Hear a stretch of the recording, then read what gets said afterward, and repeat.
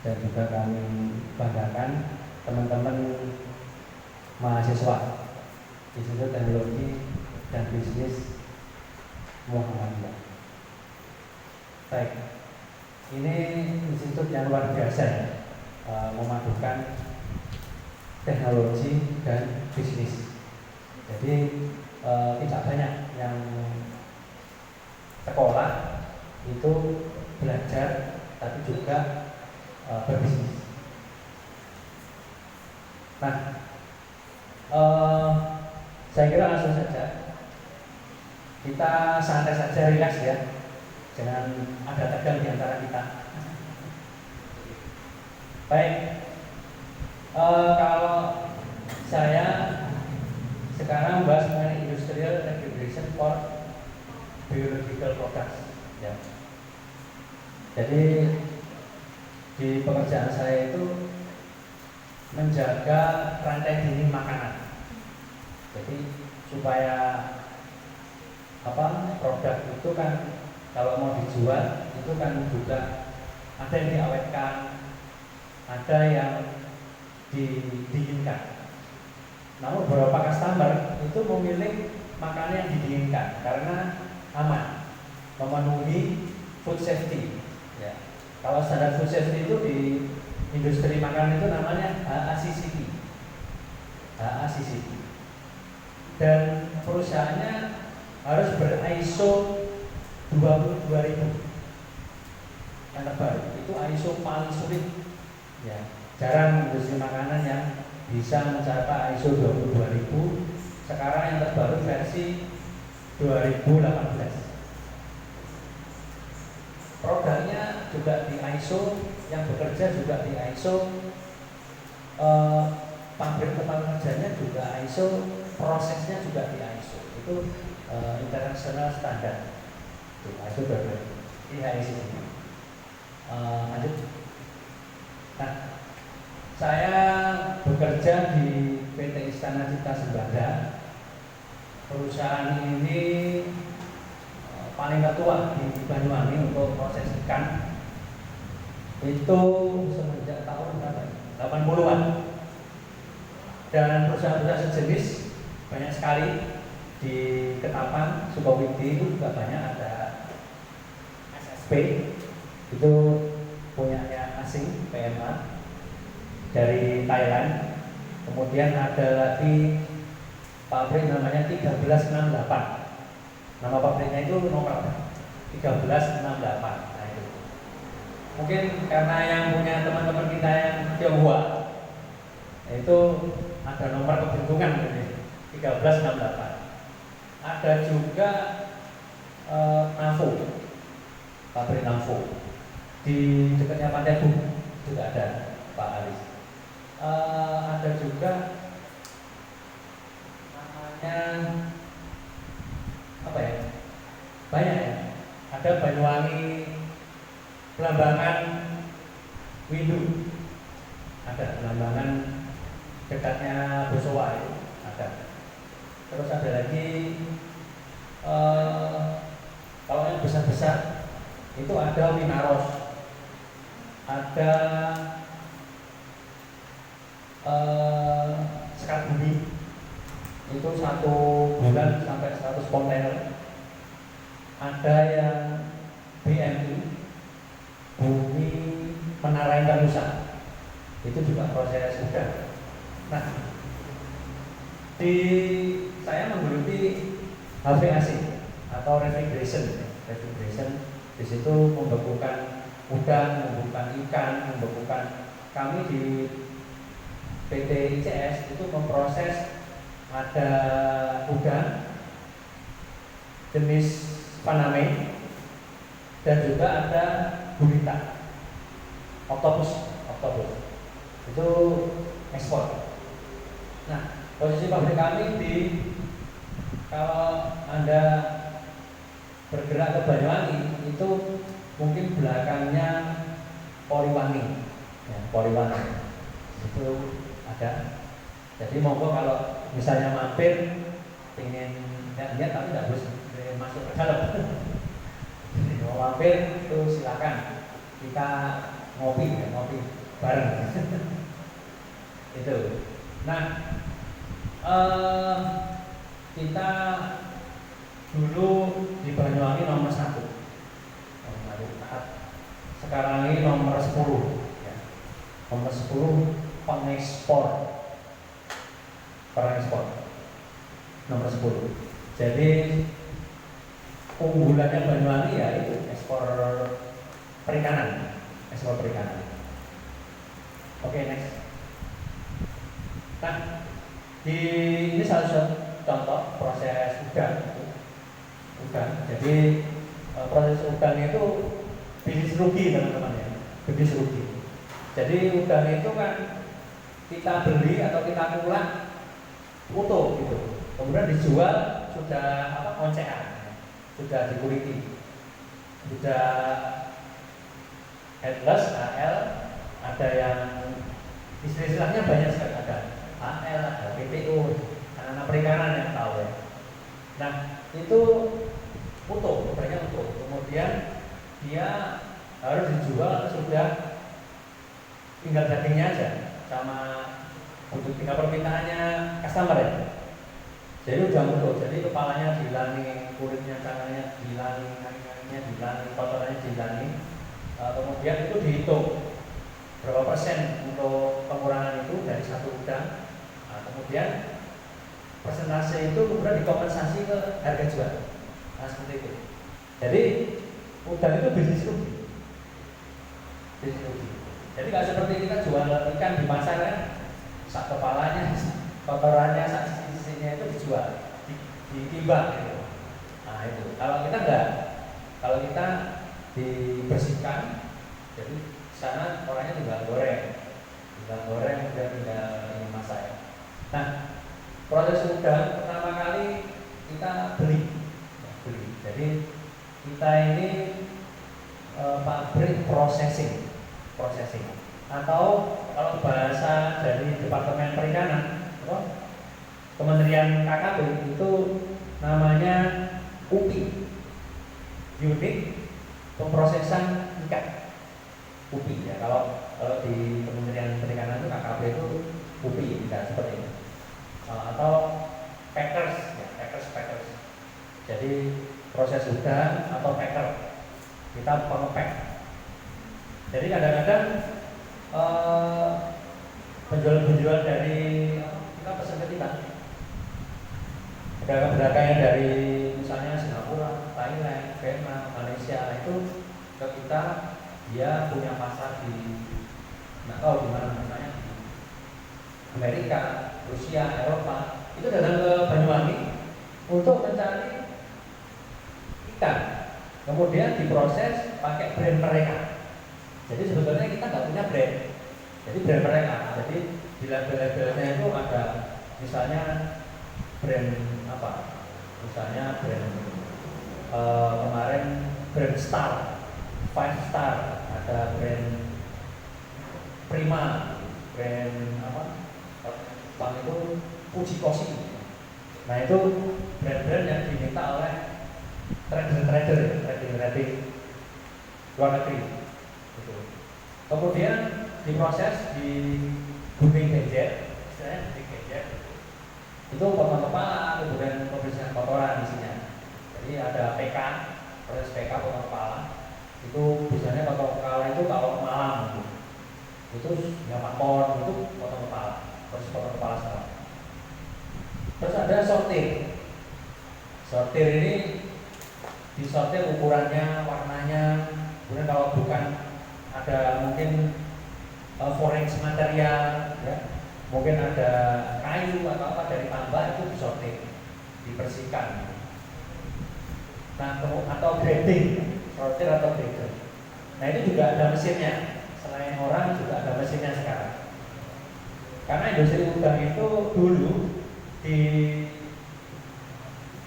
oleh Bapak Bupati sebagai industri padat karya, dianjurkan untuk dilarang pakai mesin dulu.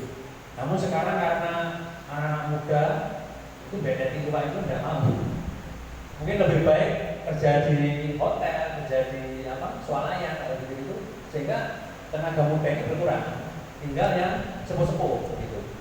Nah akhirnya kita harus mekanisasi sehingga tenaga-tenaga cepat dan terampil ini berkurang. Itu tantangan di industri ya. Nah, kemudian timbang produk. Jadi timbang produk ini sesuai perintah customer. Misalnya 1 kilogram isi berapa udang, kemudian ada 900 gram, ada 250 gram, ada yang 1 kilo pas, tidak boleh kurang, tidak boleh lebih. Ada yang isinya udang tapi diperbanyak airnya. Ya, tergantung permintaan. Banyak sekali. Jadi speknya itu di ruang planning PPIC itu kadang ada 1 bulan ini ada 12 customer.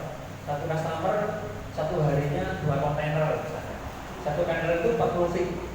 40 feet itu bisa jadi sekitar hampir ya 40 ton. 40 ton. Terus izin-izinnya juga bagian di situ banyak sekali urusan saya. Terus timbang produk.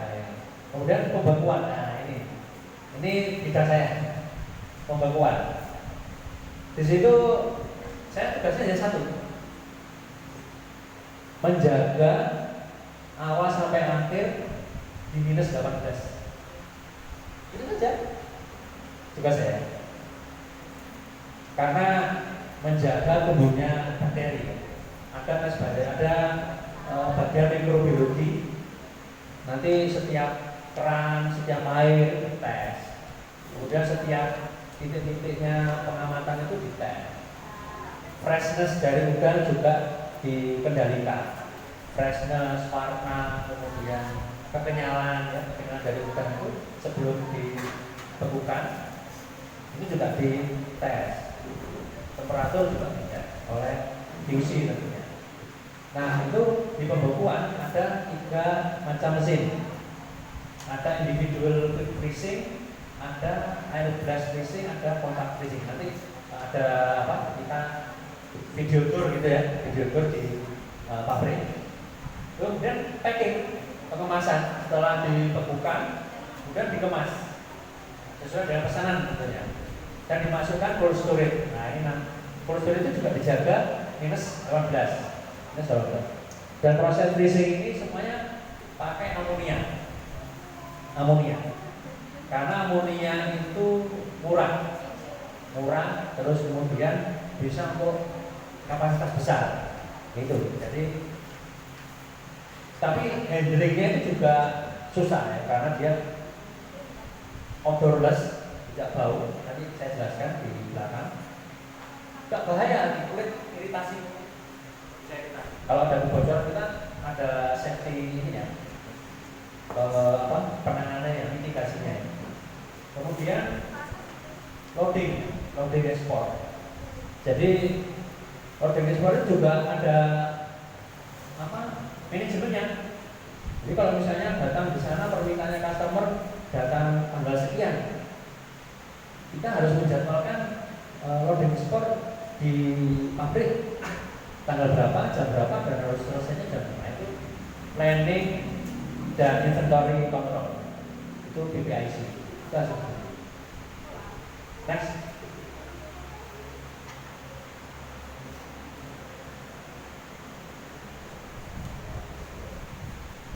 Nah ini film sebetulnya bisa di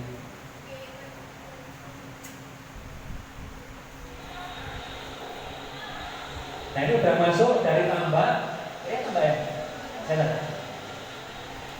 dia udah masuk dari tambak dimasukkan. Nah ini disortir oleh ibu-ibu ya, sortir kemudian masuk mesin grading. Ini grade ukurannya ya, size. Nah ini grading pakai roller grading. Yang terbaru pakai smart grader. Smart grader itu pakai sensor ya, kamera. Ini suasananya kayak pasar ikan.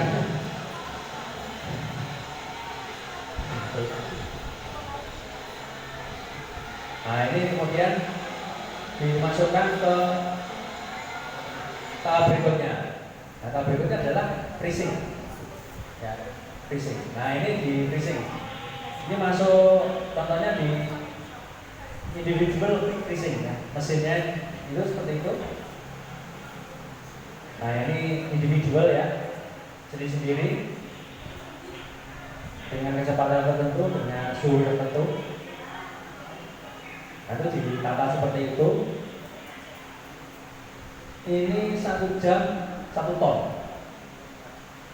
Kapasiti mesinnya 1 jam 1 ton. Gitu. Ini tunnel freezingnya. Ini di dalam nanti saya jelaskan ada apanya untuk freezing.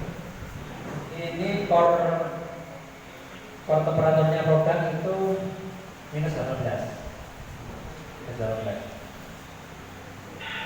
Ditata seperti itu.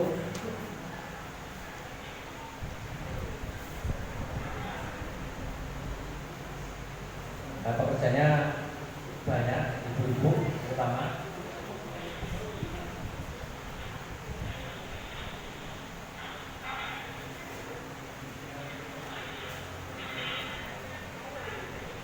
Nah ini ditumpuk begitu aja. Ini sudah kupas dan sudah tersizing ya. Jadi kita mau sizing size berapa ton. Nah itu ada persyaratannya. Nah ini di ujungnya sudah beku. Nah ini sudah beku rontok gitu ya. Masuk itu.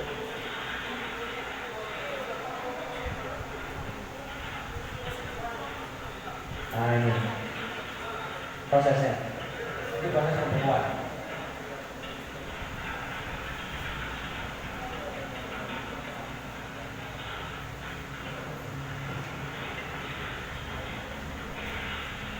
Nah setelah pembekuan ini, dicek suhunya. Nah ini ngecek suhu. Nah suhu core ya, suhu core produknya dicek. Nah seperti ini. Betul lah, dibor itu. Jadi udahnya dibor. Nanti dimasukkan itu, dicek suhunya minus 18 atau enggak. Kalau tidak minus 18, di hold. Jawaban penghulutan kita cek mesinnya kenapa, mungkin speed terlalu cepat atau mesin pendinginnya terjadi masalah. Nah itu di hold untuk produknya. Ini juga lagi rame, mungkin pengen disorting. Biasanya nggak rame. Nah ini layar monitornya untuk mesinnya ya. Ada layar monitor untuk speed control, juga ada layar monitor untuk atur suhunya mau minus berapa, seperti itu. Nah ini mesin ITF. Next.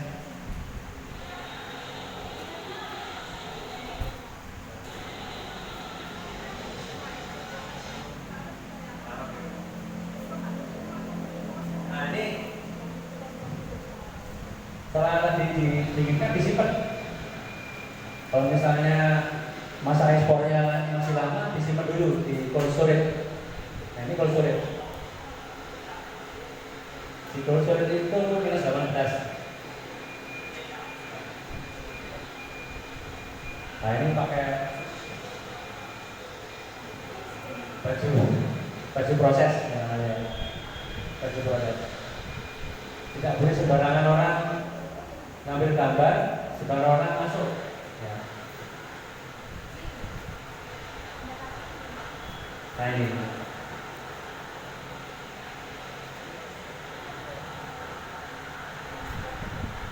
Tak boleh sembarangan orang ambil gambar ya. Kalau dengan di Inggris tidak boleh.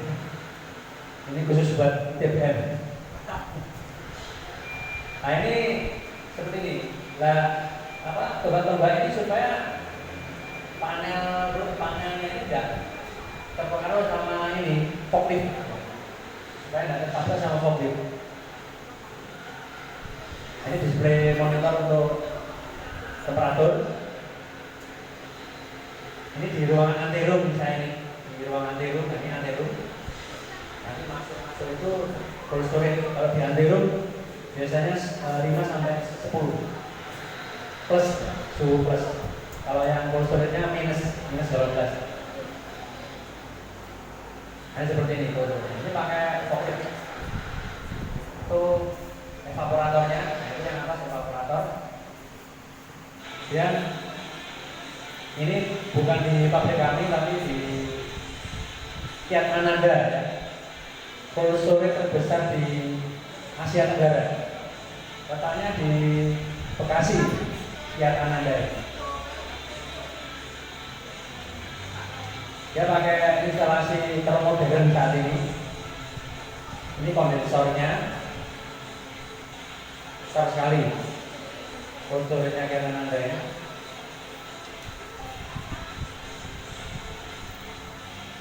Nah, ini bisa nambah-nambah begitu, punya plan depan. Jika nambah mesin ya ada tempatnya. Ini kondensornya, ini sama mesinnya.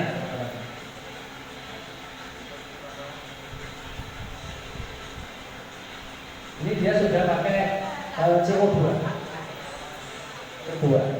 CO2 itu energinya sedikit, tapi load capacity untuk pendinginannya itu gede. Mesinnya mungkin kecil. Nah, ini pakai kontrol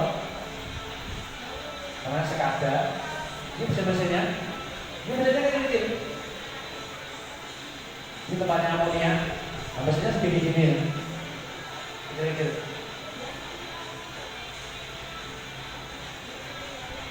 Jadi biaya pendinginan per kilo itu kalau di kami ada 118 rupiah.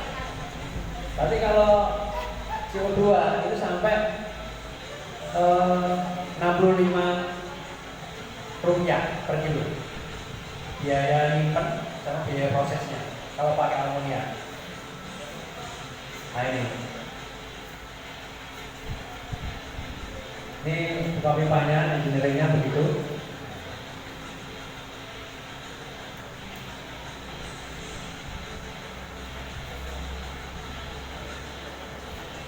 Nah, instalasi mesinnya teman-teman ya. Ini kecil, jadi tipe dia Hauwing buatan Cina. Jadi manufaktur itu banyak sekali. Ada Mairawa, ada Hauwing, ada Sabru, merek-merek untuk industrial engineeringnya itu banyak sekali, dan belum banyak yang masuk ke area refrigeration atau HVAC ya. Dan itu dibutuhkan. Kebanyakan kalau sekolah-sekolah kita itu kan otomotif kayak gitu ya. Saya dulu juga begitu, otomotif. Nggak diajarin pendingin. Diajarin tahu pendingin itu dari requirement. Saya sering kalau SMA itu lihat lowongan kerja. Jawa Pos setiap hari Sabtu kan lowongan kerja banyak. Aku sudah dioper. Oh, benar dari sekolah di sini nanti jadi itu meta-metanya sendiri, kayak gitu. Lanjut, nah ini IPF teman-teman ya. Jadi ini individual quick freezing. Nah, nanti produknya di sini. Nah, itu ada heat exchanger. Jadi di refrigeration itu mainnya heat exchanger, perpindahan panas. Yang diambil panasnya, bukan memberi dingin ya. Jadi keliru. Jadi sebetulnya Allah itu menciptakan panas yang diciptakan. Dingin itu karena ditransfer, diambil, dia jadi turun suhunya. Itu di IPA-nya seperti itu. Nah, jadi dia diambil sama refrigerant yang berbentuk uap. Karena berbentuk uap, dia gas, itu luasannya semakin besar ketimbang bentuk cair. Nah, amonianya itu closed system di evaporator itu. Jadi produknya berada di biru ini. Ada dua jenis, ada spiral IDF. Ya, spiral IDF nya di dalam ruangannya dingin, kemudian dia produknya masuk, kemudian ada spiral begini. Nah itu untuk freezing, untuk membakukan sampai minus 18. Kemudian ada yang straight, yang lurus ya, bentuknya tunnel. Itu ada fan di bawah, kemudian dia akan circulating untuk mengambil panas dari ruangan itu dan produk. Makanya kalau setiap produk masuk itu suhunya naik. Misalnya minus 30, dia naik minus 29. Oh ini produk masuk. Nanti lama-lama stabil, jadi minus 30. Nah kayak gitu. Nah itu ditentukan oleh speed. Kita mau di sana, di ujung sana itu mau minus berapa produknya, sehingga speednya diatur. Kalau semakin turun suhunya, dia semakin cepat untuk belt conveyor-nya ini. Next. Nah ini air burst freezing. Air burst freezing berbeda dengan yang IDF. Kalau air burst freezing ini bentuknya ruangan. Jadi evaporatornya itu yang untuk menangkap panas itu evaporator. Itu di depannya ada lemari begitu, tidak berjalan, tapi dia di lemari. Kemudian ada di ruangan, kemudian ini sirkulasi untuk produk-produk yang di blok, bukan dia dijual kalau misalnya udah di blok, untuk blok, jadi udahnya bentuk blok. Blok itu kayak batu bata begitu, jadi kayak es balok. Ya. Jadi di dalamnya ada udang-udangnya, kemudian didinginkan di ini air blast. Pakai hembusan udara, air blast itu hembusan udara. Dan jadi dibiarkan, tergantung dari kapasitasnya. Kalau kapasitasnya sedikit ya cepat. Kalau kapasitasnya banyak ya dia butuh 4 sampai 5 jam. Itu 2 ton ruangannya. Nah seperti itu.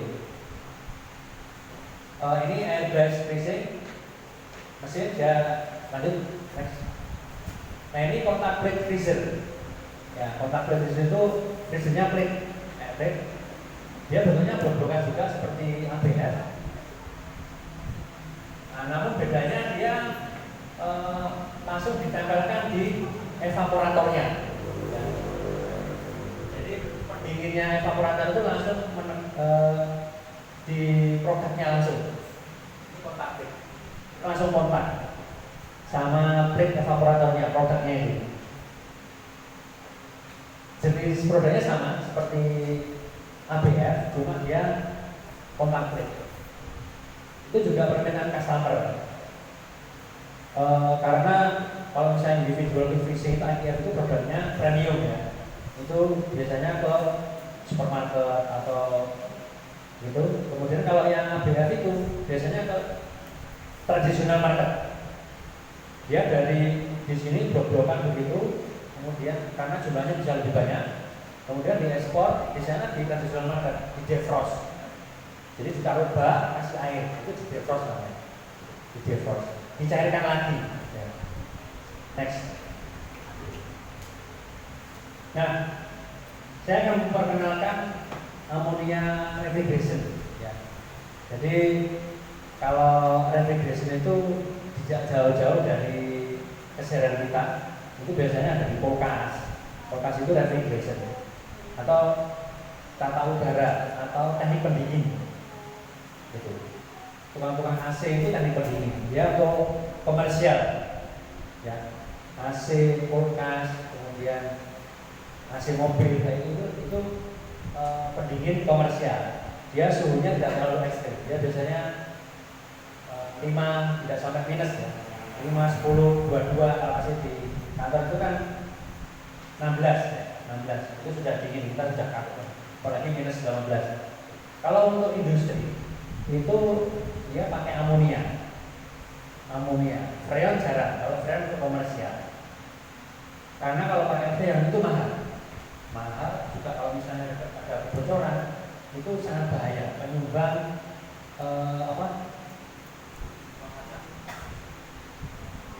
ozon, perusakan ozon. Karena dia sangat reaktif. Kalau amonia ini bisa terurai di udara, ya. Bisa terurai, apalagi kena air, bisa terurai oleh air. Nah, bisa juga memakai N2, nitrogen. Nitrogen itu dia nggak beracun, kemudian dia lebih langsung diinjek, freezing langsung dia, kontak freezing, dia langsung ke produk untuk N2 ini. Di tempat kami juga ada untuk ITF tapi pakai N2. Terus amonia ini closed system. Kalau N2 itu open system. Jadi ada produk gitu ya, dia langsung disemprot oleh nitrogen. Jadi nitrogennya habis, refrigerannya itu habis. Kalau amonia ini freon CO2 itu dia closed system. Dia hanya menyerap panas, kemudian dibuang ke udara bebas. Itu. Di refrigeration itu kuncinya di refrigeration itu ada refrigerant. Jadi refrigeration itu artinya pendinginan.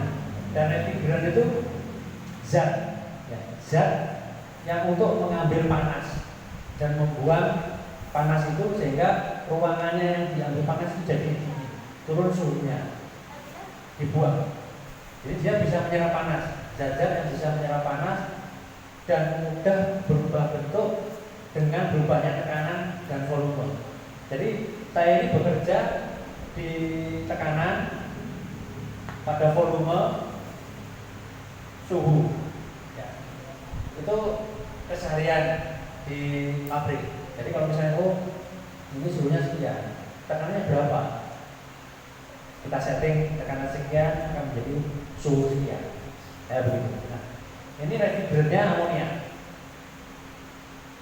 Di refrigeration itu semua basicnya sama, yaitu ada kompresor, ada kondensor, ada expansion valve, ada evaporator.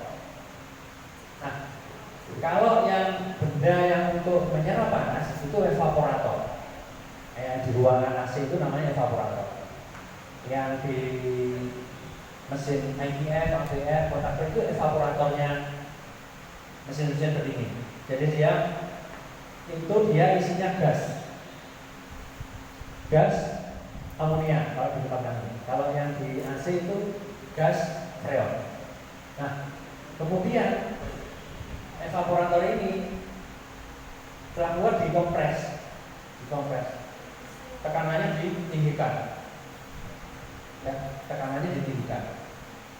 Kemudian dia high pressure gas, kemudian jadi diturunkan secara mendadak di kondensor. Namanya kondensasi. Dia diturunkan mendadak sehingga gas berubah menjadi cair dengan tekanan rendah. Ya.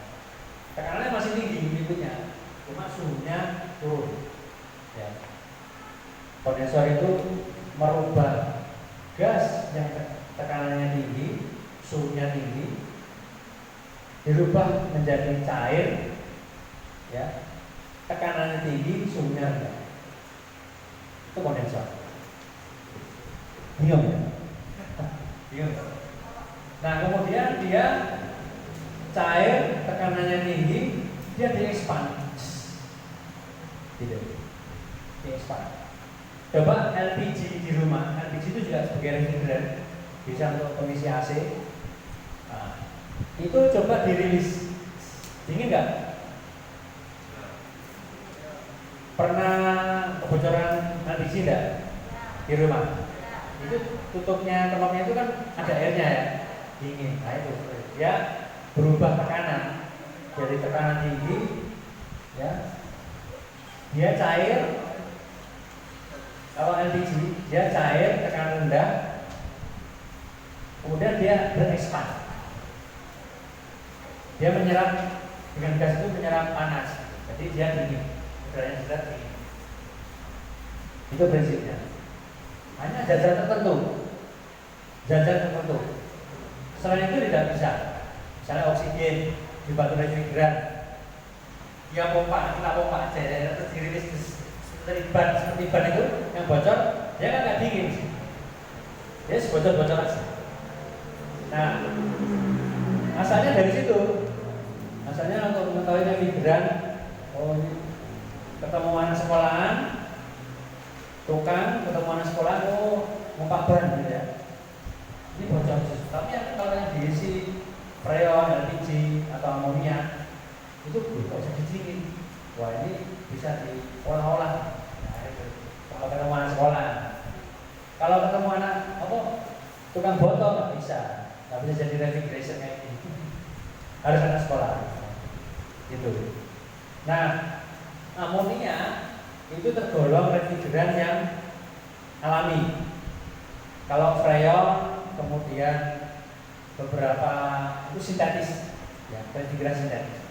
Dia ada yang bikin. Jadi beberapa zat begitu dibikin supaya punya sifat seperti amonia ini, atau punya sifat seperti LPG. Ya. Jadi amonia itu alami. Dan sekarang amonia bisa dibikin. Ada sintetis, amonia sintetis. Itu. Karena mungkin biasanya amonia diproduksi di industri petrokimia. Ada pengukuran gas, pasti ada petrokimia. Karena apa? Gas yang di atas sumur itu amonia, H2S dan zat-zat berbahaya. Yang diambil itu metan, gas metan. Jadi itu refrigeration cycle. Nah ini ada compression, ada condensation, ada expansion, ada evaporation. Nah, itu ada proses, ada beberapa komponen penting di situ. Kompresor, kondensor, expansion valve, ada evaporator. Dan itu adalah pH diagram. Ya, kalau dengan mempelajari, kalau ini kimia, namanya termodinamik proses, heat transfer proses itu. Ini kimia, teknik kimia. Teknik industri juga dia dipelajari ya. Teknik industri, termodinamik, kemudian heat transfer kayak gitu dipelajari kan? Belum? Siap. Ini pH diagram. Jadi kemampuan akademik kita adalah untuk menganalisa mesin yang bekerja ini sesuai tidak dengan diagramnya. Itu yang dibutuhkan. Karena berbeda dengan tukang-tukang. Kalau tukang-tukang itu seperti sedem. Kemudian dia nggak ngitung energinya berapa. Tukang dengan kita beda. Kalau tukang itu sebenarnya dingin. Dingin. Tapi kompresormu ampernya berapa? Refrigerannya itu seberapa? Energi all untuk itu berapa? Itu tukang atau technician. Sebenarnya kita di industri itu kita orang akademis yang kita urusi lebih tinggi dari dia. Karena yang diurusi industri kan tiga aja. Orang, uang, barang. Ya. Kalau teknisi kan barang. Dia nggak ngurus uang berapa yang pokoknya nyoba berdorder si momen manajer ini. Yes, gitu.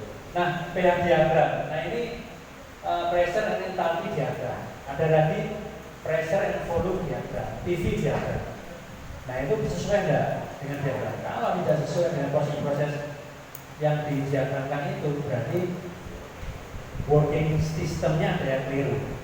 Harus dicari lagi. Nah itulah seorang engineer di situ fungsinya. Ya. Itu bedanya dengan tukang kita. Kalau tadi kita tahu fisiknya, sistem workingnya tahu, kemudian teoretikalnya tahu. Nah di situ fungsinya sekolah itu tahu teoretikalnya. Kita sekolah kan tahu teoritisnya, itu harus kita pahami betul. Ketika kita berjumpa dengan aktualnya, nah itu ini gini, nah sehingga klop. Bukan aktual dulu baru teori. Kalau sekarang, ya. Seperti juga engineer-nya PTDI. Itu gambar pesawat, gitu. Terus pesawat gambarnya dikirim ke Spanyol, pesawatnya datang, tuh, ini nih Pak. ya, tuh saya kurang gede jam, saya kurang gede. Diulang mana? Dikirim lagi ke Spanyol. Itu engineer Indonesia. Saya tahu sendiri. Next. Nah, ini actualnya, ya. Tadi teorinya, ini actualnya mesin. Jadi kita ke mesin itu, oh ini komponen utamanya apa? Di sini harus terjadi apa? Ketika ke mesin ini, di sini harus terjadi apa? Di IDF itu dia tekanannya berapa, volumenya berapa, kemudian suhunya berapa. Itu kita harus tahu, engineer itu. Nah, di sini juga gitu. Oh, kompresor itu kompresinya berapa, tipe kompresornya apa, dan torsinya berapa, listriknya berapa, ampernya berapa, voltasenya berapa, itu kompresor. Ya, kita harus tahu. Dan di situ sweep volumenya setiap jamnya berapa, dia tekanan yang dihasilkan, suction pressure, suction temperaturnya berapa, discharge pressure sama discharge temperaturnya berapa. Discharge itu yang dihasilkan, suction itu masuk, discharge itu keluar.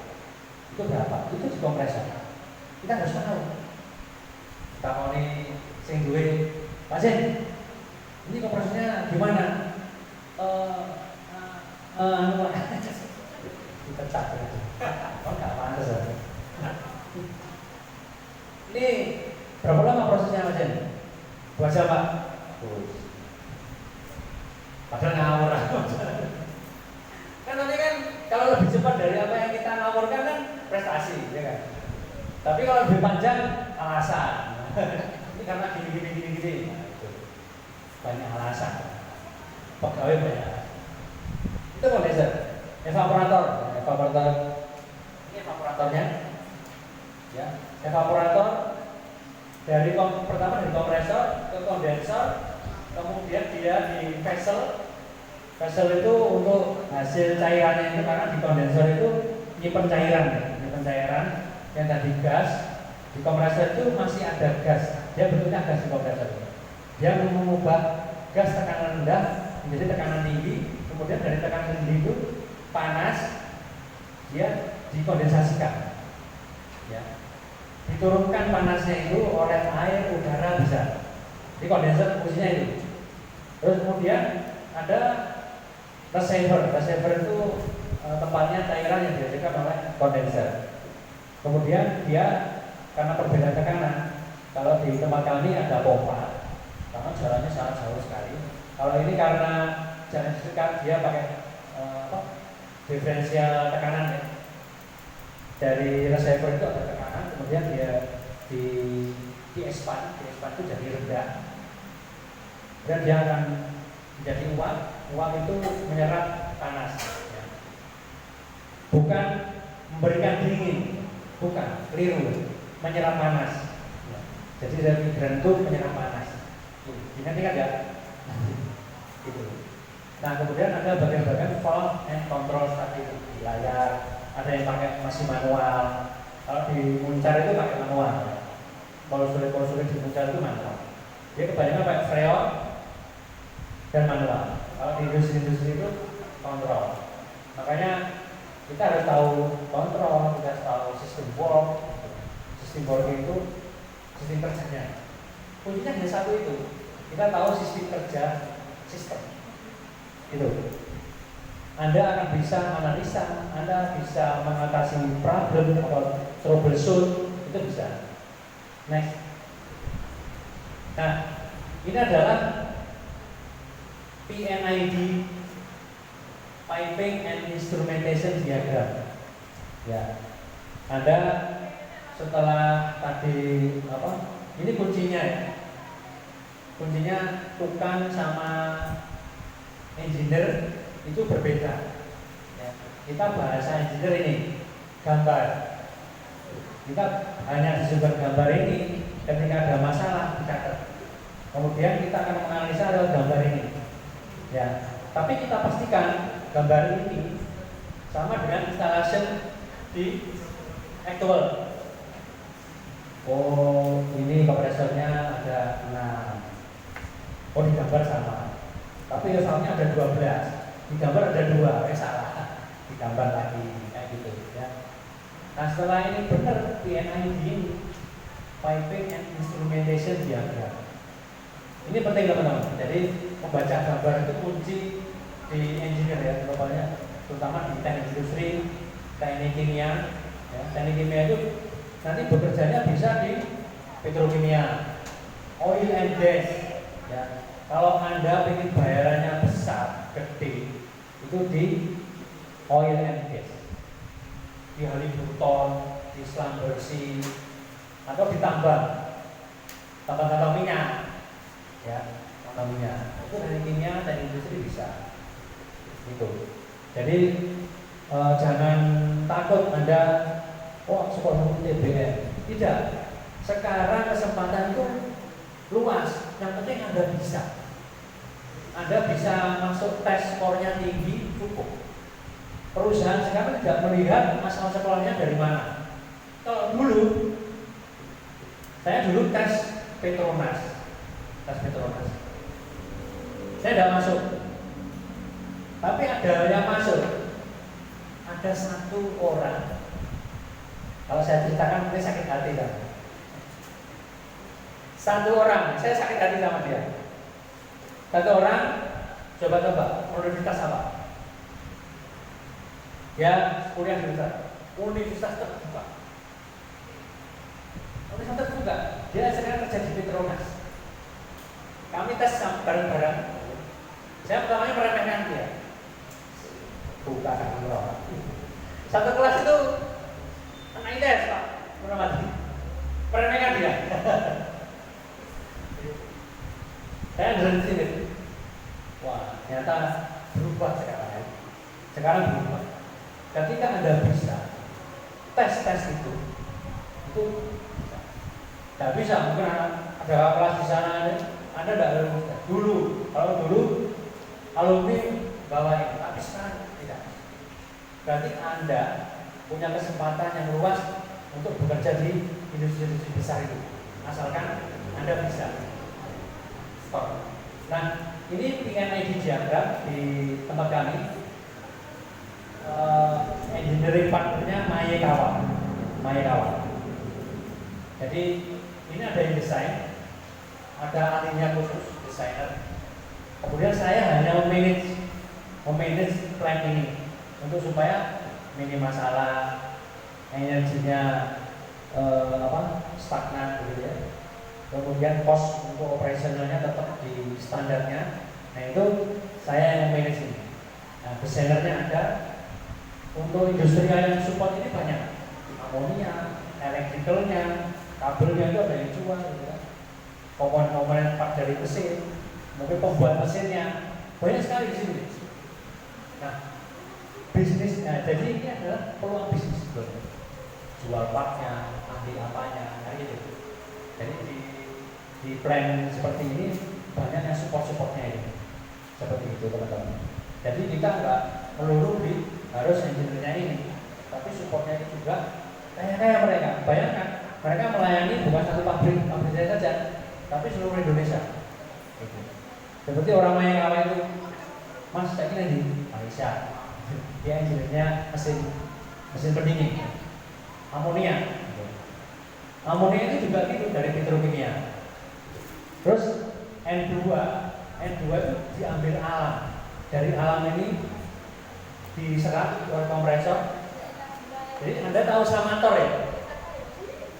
Samator itu perusahaan paling untung di dunia. Apa bahan bakunya nggak beli? Dia nggak bertanggung jawab kepada Gusti Allah Pak.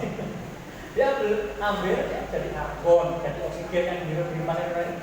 Itu perusahaannya nggak modal, benar? Itu ambil dari alam, kemudian dia dikompres, dipisah-pisah, ada argon, ada nitrogen. Di udara itu yang paling banyak nitrogen, kemudian oksigen CO2. Kemudian nanti eksesnya ya ada mungkin sedikit amonia. Untuk korbannya itu dia ambil dari sumber lain, misalnya kira-kira kekurangan amonia dia dari sampah yang difermentasi, kemudian kotoran, misalnya kotoran kelelawar ya, buah kalau di misalnya kalau di Bontang Kaltim itu sebelahnya ada pupuk Kaltim, itu ambil dari sumur gas itu, nah sebagian dari itu H2S, amoninya sangat banyak di Kalimantan itu. Next. Nah, ini pengenalan amonia. Jadi gas itu, industri gas itu gratis teman-teman, ambilnya dari alam. Jadi selama kami di Bontang itu material handling Pak, jadi training material handling untuk hidrokarbon. Jadi bagaimana kita mendapatkan, pada waktu itu saya di nitrogen generator. Jadi nitrogen generator itu ambil nitrogen kemudian dicairkan. Di Bontang itu kami kursus mencairkan gas. Bagaimana cara mencairkan gas? Karena Bontang itu kan NCL, natural gas liquefaction. Jadi di Bontang Badak itu natural gas liquefaction. Jadi pencairan gas alam. Semua gas bisa dicairkan di pabriknya dia. Nitrogen bisa dicairkan, LPG dicairkan, metan, LNG itu dicairkan.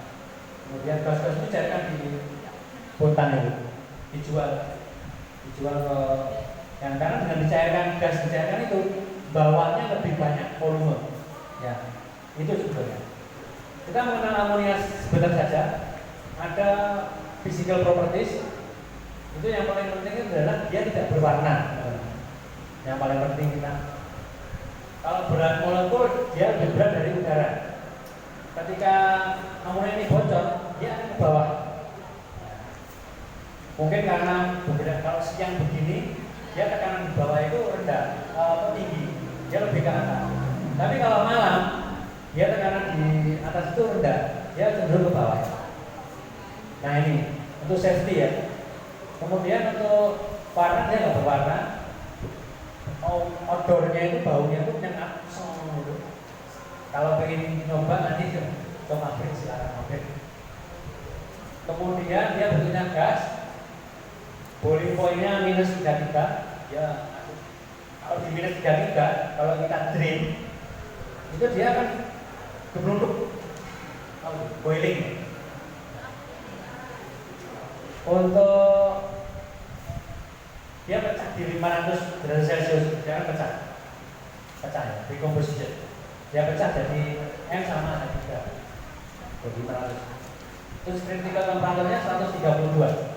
Kalau ditabung jangan sampai 132. Itu maksudnya critical. Dia meledak. Ya. 132 derajat Celcius. Terus critical pressure-nya dia di 111 atm atau 112 bar. Jadi kalau di vessel itu di tabung itu 112 bar, dia akan meledak. Dengar azan dulu ya, teman-teman.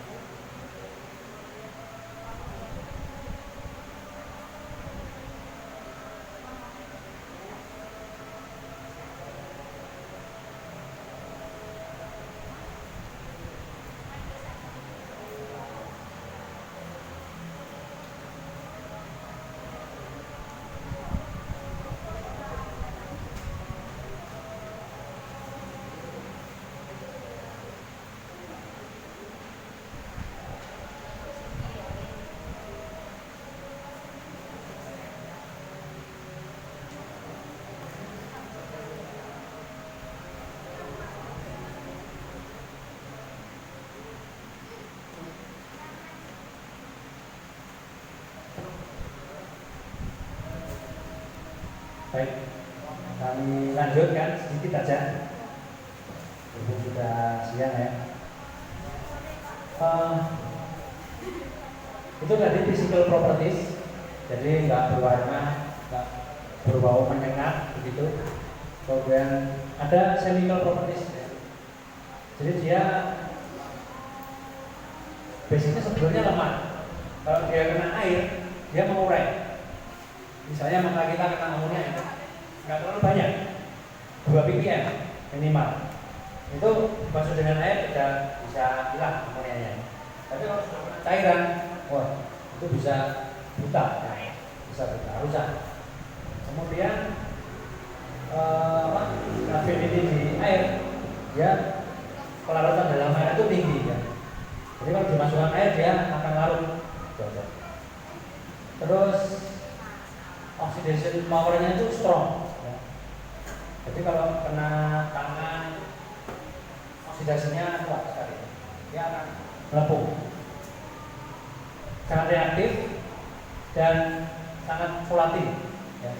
Kalau ditaruh ini dia akan menguasai, volatil, volatilitinya tinggi, lebih tinggi daripada bensin. Jadi kemampuan untuk menguap dan habis itu namanya volatil. Itu seperti bensin. Kalau bensin itu kan ada, kalau ada waktunya ya, itu volatility. Kalau air kan nggak ada, dia nggak volatil. Karena air itu non compressible fluid. Ada compressible fluid, ada non compressible fluid. Ya, dan industri sudah belajar. Ada compressible fluid, non compressible. Kalau ini dia refrigerant ini apa ya? Wandu. Kalau dia cair itu non compressible fluid. Kalau dia gas jadi compressible fluid. Itulah wandu. Oke, next. Itu amonia, sifat-sifat amonia. Nah, ini ciri-ciri amonia tadi. Next. Ini bisa dipelajari ya. Jadi ketika Anda bekerja dengan amonia, ya, kalau atau suhu dingin ya, minus 100, minus 100, itu hati-hati. Nitrogen itu sampai minus 200. Dia minus 200 kalau ternyata ke tangan kita, itu juga melepuh. Itu. Amonia meskipun apalagi di suhu kamar, dia kena tangan kita seperti ini jadinya. Terus sangat hati-hati ya. Bisa nanti teman-teman juga meniti karir di refrigeration ya. Belum banyak teman-teman yang ini, yang misalnya safety-nya kan ada safety-nya di plant itu, kemudian ada banyak lagi ya untuk di sektor industri ini.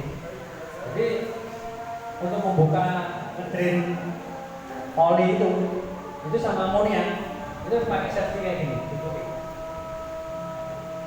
Ya akan meskipun amonia bocor, kalau pakai ini tetap tenang aja, masih bisa ini nyelamatin valve ya, yang bocor tadi. Next. Nah, karir di refrigeration ya teman-teman. Jadi entrepreneur itu dulu definisinya Anda harus punya usaha. Mindsetnya nggak gitu. Clear. Entrepreneur itu jiwa entrepreneur. Ya. Misalnya saya bekerja memanage usahanya orang. Nah, saya harus punya jiwa entrepreneur. Jiwa entrepreneur saya berapa? Kalau mesin rusak itu nggak bekerja, kosnya berapa? Mesin bekerja itu kosnya berapa? Nah, itu entrepreneur. Terus kemudian maintenance management. Maintenance management tujuannya agar supaya sistem kita ini bisa bekerja long term. Bisa didesain 3 tahun, dia bisa 4 tahun, baru ganti part. Itu kita manajemen seperti itu. Nah, prestasi-prestasi saya ditentukan oleh itu. Ya, jadi Pak Zen berprestasi, yaitu hasilnya Karena apa? Hasil kerja kita itu yang membayar kita. Jadi ketika kita, jadi itu ibadah ya. Seperti konsep al-ma'un ya. Al-ma'un itu kan begitu. Suatu ketika Kiai Suja itu tanya ke Kiai Jalan, Kiai, awak dewi orang duwe, apa nyumbang? Nyumbang mau dhisik baru kowe itu kan ngono Mas Hafid. Mau dhisik, mau dhisik baru. Itu menurut yang ngaji itu logikanya salah. Padahal yang disampaikan itu logikanya Allah. Terus dicoba, ya, tidak ada sesuatu yang kontradiksi ya. Dalam ajaran itu yang kontradiksi dengan kesadaran kita. Ya. Contoh apa? Kita ini kan kesadarannya melakukan ibadah, sholat gitu ya, gitu. Ternyata itu ada hubungannya. Ketika saya bekerja seperti ini, itu saya di timing, gitu. Timing itu penting, karena kita sudah terlatih itu. Oh iya, ini sholat asar, saya ini sholat maghrib, saya ini sholat isya, saya ini sholat subuh. Timing, kita dilatih oleh Allah timing. Ternyata di profesi saya itu timing itu penting. Di profesi manapun. Nah, itulah yang nanti mengantar kita prestasi atau tidak itu. Timing itu. Pak Kowo, saya tegaknya Pak Kowo di Bapak ini. Pak Kowo, berapa yang waktu yang dibutuhkan untuk mengerjakan ini? 3 jam Pak. Benar 3 jam. Bagus prestasi. Yang nilai kita kan bos. Dan yang nilai sholat kita kan Gusti Allah. Oh, kok tak tepat. Immanuel, kok tadi sampingnya Andi. Sama saja. Tidak ada yang kontradiksional dengan apa yang kita lakukan ibadah dalam kehidupan sehari, tidak ada. Hanya orang yang beriman, yang berpikiran ibadah itu yang kan ngono. Oh, la ilaha illallah, Tuhan itu tidak ada. Artinya ngono, ngawur. General sama liberal itu beda. Kalau orang iman kan begitu, orang beriman itu. La ilaha illallah, la ilaha illallah itu orang itu tidak tampak, tapi ada. Itu orang beriman. Kalau orang beriman la ilaha illallah, oh Tuhan itu tidak ada. La ilaha illallah, bahaya. Masuk di kalau ini bahaya. Apalagi saya bekerja sesuatu yang tidak tampak. Ya. Listrik itu tidak tampak. Tapi ada. Coba cek lagi, ulang terus. Coba iso. Nah, seperti Gusti Allah juga cara seperti itu. Gitu. Kalau kita betul-betul berpegang pada ajaran Gusti Allah, itu akan kita ditampakkan. Seperti yang sudah jawabannya jalan apa? Jak. Oke. Wes paham? Sampun. Wes ngerti? Sampun. Wes ngamake. Nah, mangke niku. Tahu ngono. Cek kamu dikon almarhum kok gelem. Kamu sing ngaji kulo wae guru. Sampun. Kamu sing lek takon bahwa kowe ora duwe ning ora iso nulung, itu berarti gak yakin ning Gusti Allah. Dan yang kedua, Allahus Somad. Allah tempat meminta segala sesuatu. Berarti orang lulus al-ikhlasmu belum lulus. Balik nek, ngasih nek. Terus akhirnya Gusti Allah, nyuwun Gusti Allah, ya Allah, mampukanlah aku, pinterlah aku. Nyuwun Gusti Allah segala macam. Kan gak mampu tadi kan? Akhirnya, oh iya ya. Saya ini masih sama tua. Nah, ini soal nulung. Nulungnya orang yang barang. Nah, tadi kan pikirannya barang uang itu. Tapi waktu kita, pikiran kita, kemudian tenaga kita itu kan nulung. Dan itu akan feedbacknya itu 2 kali lipat. Seperti itu. Nah, saya mendapatkan itu di profesi saya ini. Artinya, saya melakukan dulu. Dan berapa jam? Sekian jam Pak. Kita berarti timing itu berapa jam? Seperti itu. Itu penting itu teman-teman. Itu akan menyelamatkan Anda di waktu-waktu mendatang. Kurang sedikit ya. Nah, di career integration Anda bisa jadi engineer, technician, sistem desainernya. Sistem desainernya kebanyakan dari teman-teman industri. Karena industri itu pada dasarnya dia bisa mengindustrialisasikan sesuatu. Ya. Getuk itu kalau sama teknik industri itu diindustrialisasi bagaimana? Maksudnya teknik industri itu gitu. Poin yang paling penting itu. Gak terus belajar standar seluruh, bagaimana metrik tidak.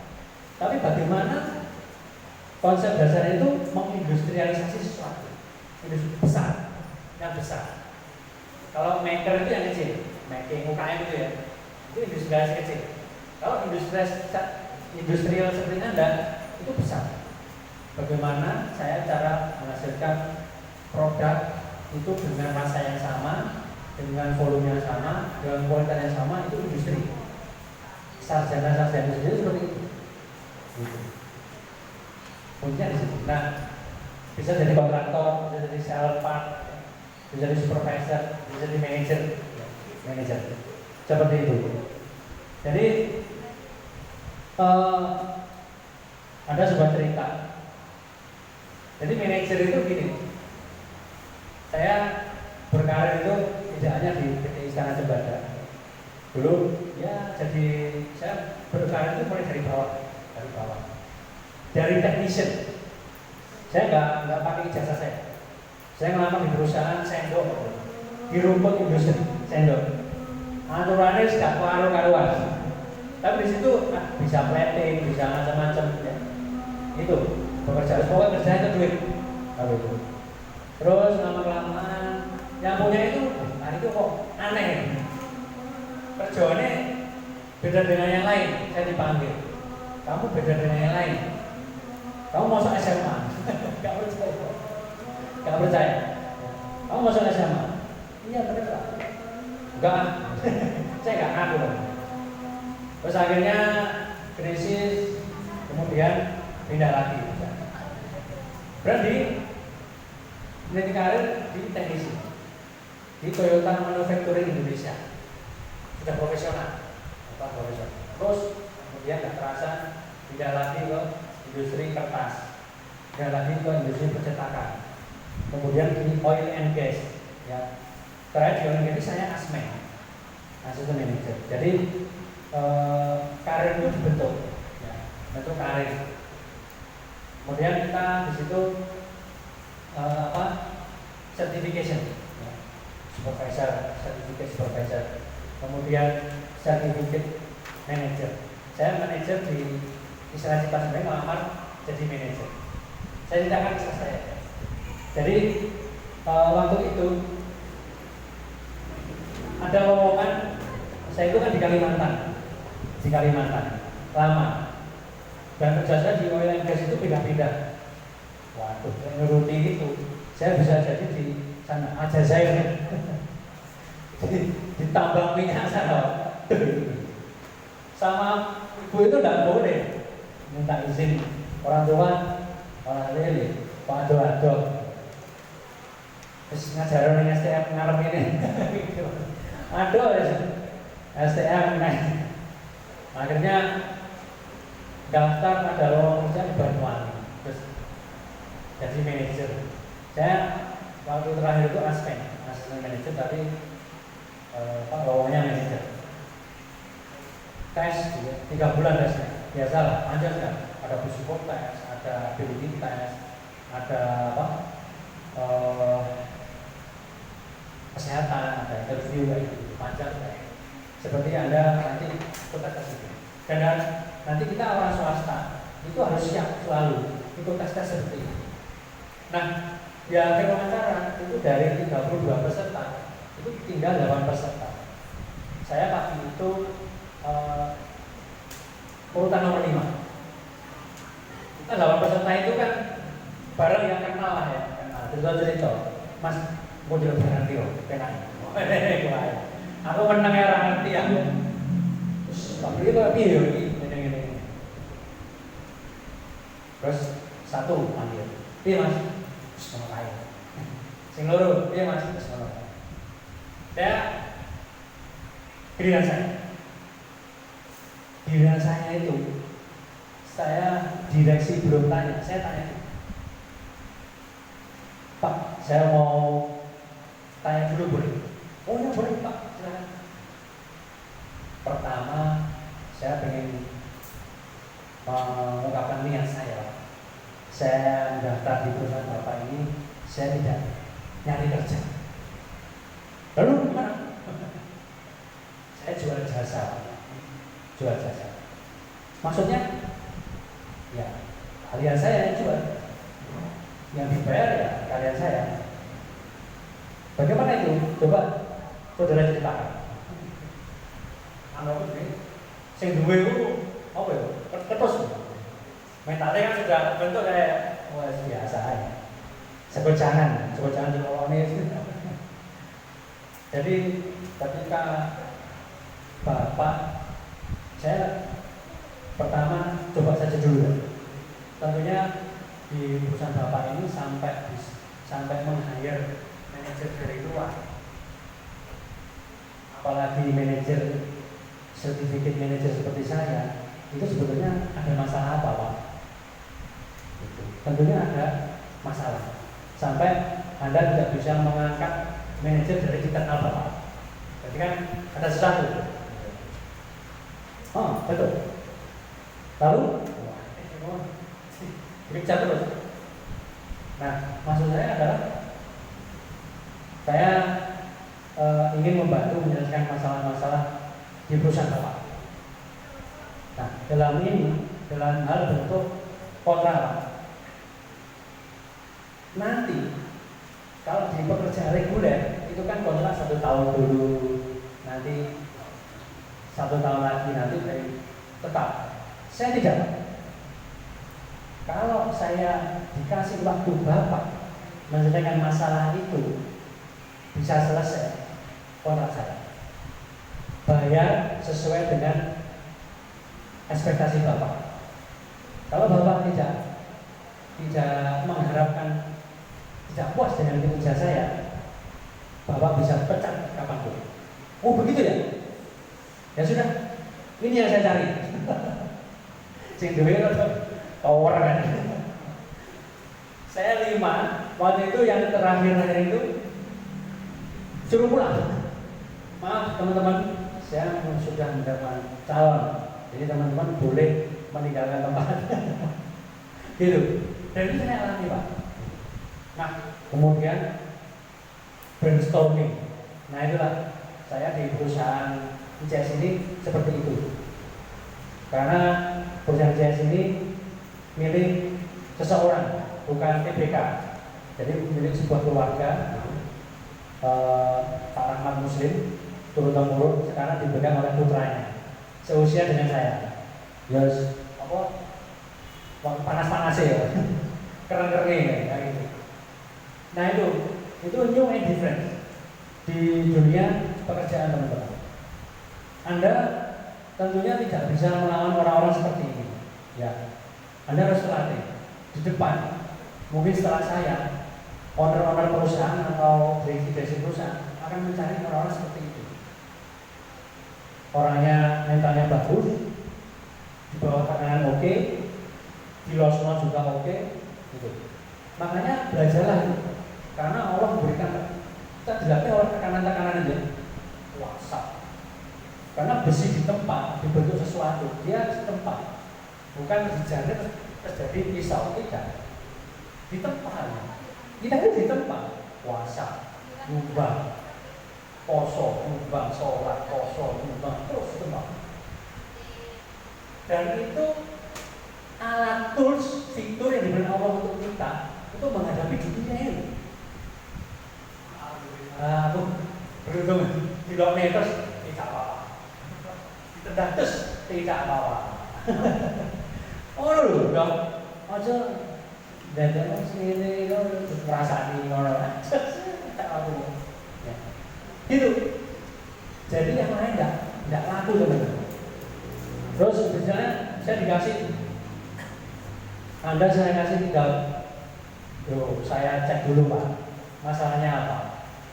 Kemudian saya temukan 33 kasus di engineeringnya yang bisa saya selesaikan selama 3 bulan itu 10 kasus Pak. Oke? Good. Coba 1 bulan nggak dibayar loh, 1 bulan sampai 3 bulan selesai itu saya betul tidak. Terus kemudian terakhir saya presentasi, sebelum presentasi itu beliau datang. Gimana Pak? Oh ya ternyata energinya turun, kosnya turun, nggak ada pernah kerusakan. Ini Pak. Jadi performance of indikatornya itu. Kemudian saya diangkat, terus Anda layak jadi seorang manajer. Dikasih apa? SK, dikasih seragam. Itu Pak. Jadi pengalaman saya di situ. Nah, nanti di depan Anda ini itu juga mengalami seperti itu. Ya. Untuk survival di dunia ini itu Anda ini diterima oleh Allah, dibantu oleh Allah supaya apa?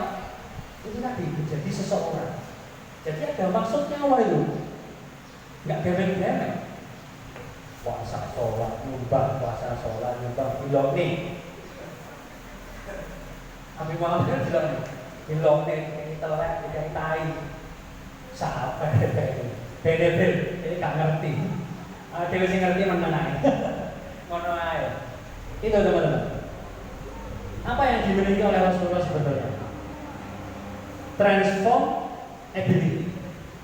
Coba baca di surat Yasin 67. Di situ merubah. Ya, ada kalian merubah. Transformability. Nabi Muhammad itu transformability-nya tingkat master dia sudah. Masuk jelek, buruk, elek, metu api. Itu Rasulullah. Ya. Itu kemampuannya diasah itu. Dicuci, itu ya. Menghadapi dunia itu seperti itu. Kok aja pegel di luar uang. Oh, goblok ini. Orang iso orang yang tenang. Santai. Yang penting Anda punya strategi, punya prinsip, punya konsep. Saya bisa beres. Duit sekolah. Anda tertempat. Masuk bingung.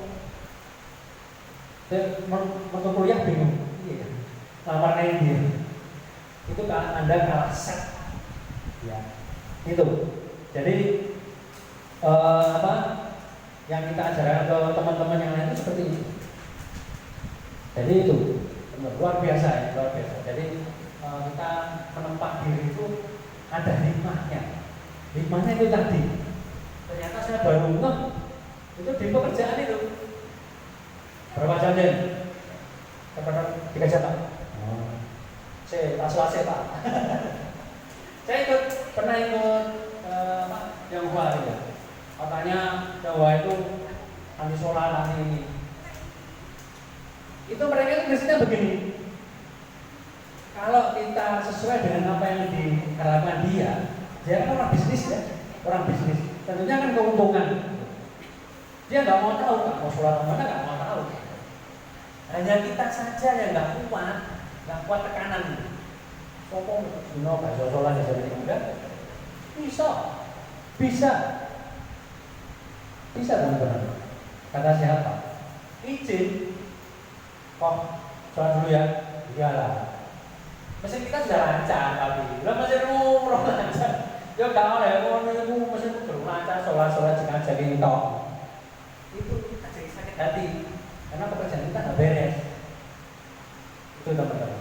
Jadi kita proses penempaan, proses kefahaman itu nggak paham. Ya, itu dengan itu. Misalnya kita dikritik itu sakit hati. Itu berarti kita itu ada setannya. Sholatmu nggak bener, ini. Kita sakit hati. itu kita indikator ada setannya. Kita nggak terima kasih masukan. Makanya prinsip utama kita menerima ilmu adalah kosongkan gelas. Saya di sini juga sama-sama belajar, tukar pengalaman teman-teman. Ya. Karena saya sudah membuktikan bahwa ajaran yang tidak kontradiksi sama sekali. Dan saya praktekkan, saya sudah jadi seperti ini. Itu. Oh, berarti maksudnya ini supaya apa? Hidup-hidupnya itu. Pernah ke Konstantinopel, tahu ya? Sultan Mehmed II, Ottoman. Nah, kapan-kapan saya kasih cerita karena saya ceritanya engineering, saya cerita. Ini hanya sebagian umum. Nanti kalau ingin detail silahkan. Kita adakan kursus refrigeration amonia. Nanti saya ceritakan detail ya tentang amonia, tentang apa sistem-sistemnya apa saja, kemudian aset sistemnya bagaimana. Itu kita adakan kelas ini, monggo saya bersedia. Mungkin nanti praktek di tempat pabrik saya bisa. Itu Anda nanti masuk bebas, ketemu Pak Narjen, itu nanti lihat mesinnya, cara ininya, amonianya bagaimana, nah itu silakan. Jadi engineer. Nanti next. Nah ini adalah tempat belajarnya teman-teman. Bisa online sekarang. Bisa online. Anda bisa mendapatkan sertifikat refrigeration itu online. Sekarang sekolah-sekolah online banyak sekali. Ada di TBC Training. Ini internasional. Ini apa? Sertifikat. Kemudian ada Danfoss. Danfoss itu penjual spare part amonia refrigeration seperti valve, kontrol, sensor, kemudian kompresor gitu, pipa-pipa itu Danfoss. Ada Daikin, jadi ada Daikin. Jadi Daikin itu untuk AC, pendingin gedung. Itu bisa ambil sertifikat di situ. AC course itu bisa. Kemudian AMD Engineering itu juga bisa. Dari UI juga mengeluarkan sertifikat untuk pendingin, ya UI. Jadi P2M mesin UI itu ada proses di sana 4,5 juta. Anda dapat sertifikat itu, dan sertifikat itu bisa untuk Anda jadi seorang engineer. Ya. Saya masuk jadi manajer refrigeration itu pertama punya sertifikat keahlian dulu, baru kita manajemennya. Ya. Manajemen itu kan urus orang, barang, uang. Dia urus orangnya, uangnya, di sini lorot, itu kan kenapa? Itu diurusi. Kalau teknisi itu kan enggak. Pokoknya kerja, ini kalau barang dipasang, salah mah jadi, rusak jadi, itu bukan. Tapi kalau kita engineer, manajerial itu enggak. Nanti 1 bulan kosnya berapa, listriknya berapa, dan usul ke direksi, Pak ini mestinya diganti karena ini untuk ganti mesin nanti berapa Pak? Sekian Pak. Balik modal belum itu mesinnya? Sudah Pak, ya sudah. Baru disetujui pasang mesin baru yang lebih hemat. Gitu kita report. Ada masalah ini. Karena yang punya itu, yang ownernya atau direksi itu mintanya laporannya gimana, sukses terus. Kalau ada sesuatu ya kita ini kan. Nah itu tanggung jawab kita naik level. Ya. Nah ini adalah pengetahuan mengenai refrigeration bisa di ini. Ada SMK Teknik Pendingin juga ada jurusannya. SMK 1 Surabaya sama SMK 3 Malang kalau tidak salah. Jadi itu ada jurusan Teknik Pendingin.